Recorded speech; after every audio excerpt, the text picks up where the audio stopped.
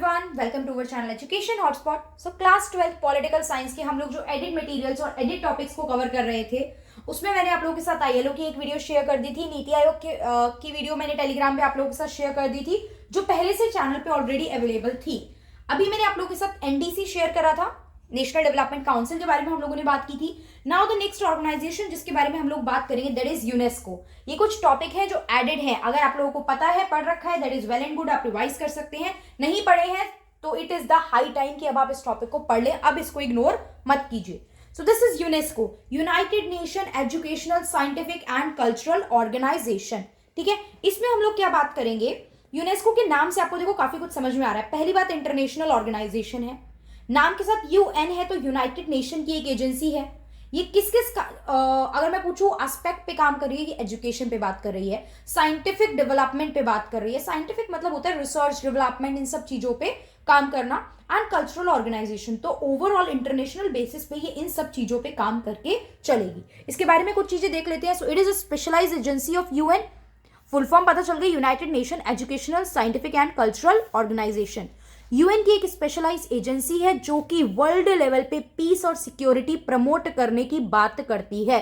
कैसे? Through international cooperation. सब country, सब नेशन अगर कॉपरेट करके चलेंगे तो कॉन्फ्लिक्ट और प्रॉब्लम नहीं आएगी, उससे एक पीस और सिक्योरिटी मेंटेन रहेगी। किस किस स्पेयर में? In education, art, science and culture. So आप इन सब चीजों में एक दूसरे के साथ कॉपरेट करके चलो। लाइक आप देखते हो बहुत से यहाँ के स्टूडेंट्स हैं, बाहर पढ़ने जा रहे हैं, बहुत से बाहर के लोग हैं यहाँ की कल्चरल एंड हेरिटेज की नॉलेज लेने आ रहे हैं, यहाँ पे भी पढ़ने आ रहे हैं, उनके लिए भी बात चल रही है।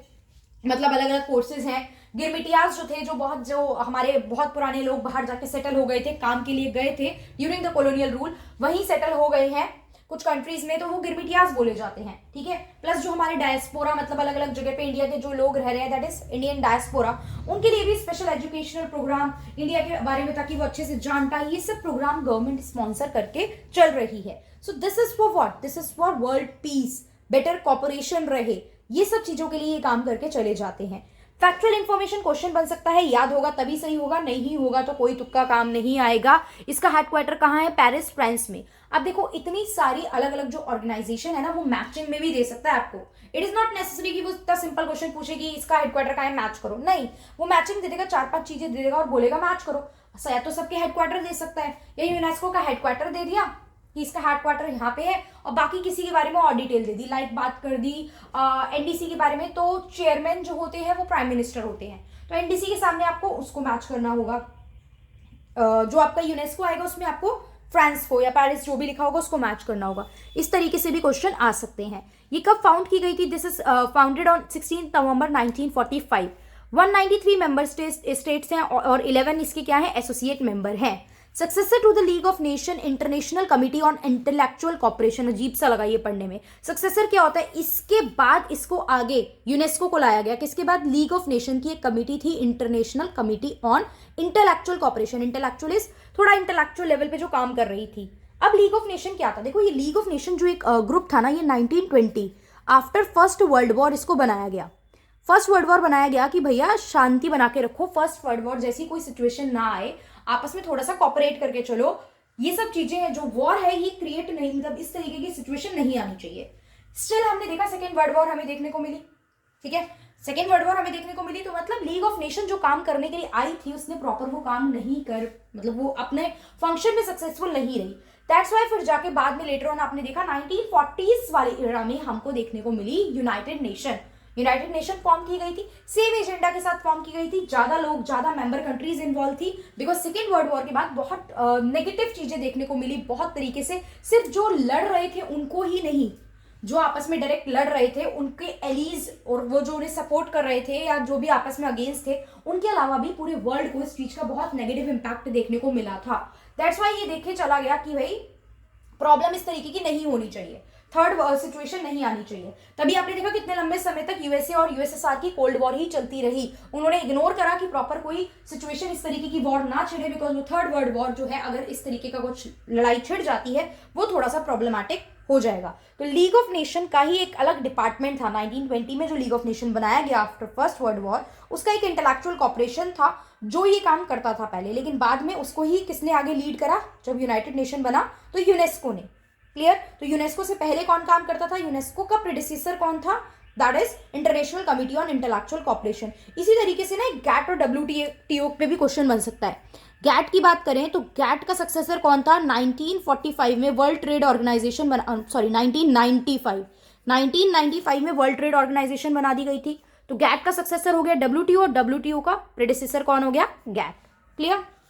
अब यूनेस्को में इंडिया के स्टैंड की बात की जाए तो इंडिया फाउंडिंग मेंबर था इसका, ठीक है। इंडिया ने 1946 में इसको ज्वाइन कर लिया था, जब फाउंड किया गया तभी इनिशियल एजेस में इंडिया इसका मेंबर जो था वो बन गया था। अब ऐसे 3 यूनेस्को के मेंबर जो यूएन के मेंबर नहीं है, यूनाइटेड नेशन के मेंबर नहीं है। So this is cook island, neo and Palestine. ये थोड़े से नाम देख लेना अगर क्वेश्चन आ जाता है इस तरीके का। 3 यूएन के मेंबर हैं जो कि यूनेस्को के मेंबर नहीं है, they are not part of UNESCO, Israel, united state and आपका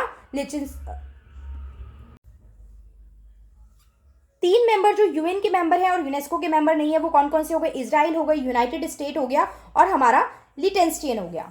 अब यहाँ पे ये चीज, इसमें से क्वेश्चन बन सकते हैं, मैंने आपको बताया किस तरीके से क्वेश्चन बन सकते हैं, बहुत ज्यादा डिटेल करने की जरूरत नहीं है।